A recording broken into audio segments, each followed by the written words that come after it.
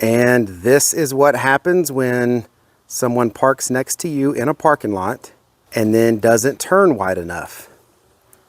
So this was my son's car. It's his first car. It's a Chevy Volt. And someone parked next to him and didn't judge it right. And when they pulled out of the parking space, they basically monster trucked his car and busted the lights and everything on it.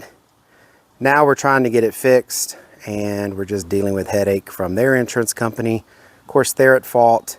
Obviously, we should not be having any problems, but yeah, this is going to be a big, big headache. I don't know if you can see it, but it ran over the front of the car and it pushed the whole front of the car over.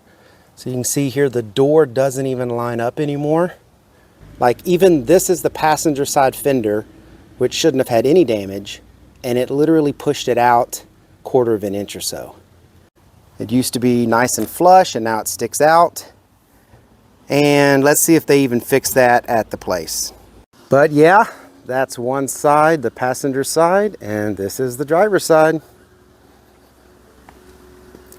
It even busted down the ECU and everything here and the cables. And now these check engine lights are coming on. It's not even wanting to start up and move anymore. So I will make a part 2 to this video, and we will see how wonderful this car got fixed, or did they total it, and what did they do? This is a 2013 with about 100,000 miles on it. It's the premium version. Been an awesome car, but we're gonna see what happens. All right, and there it goes.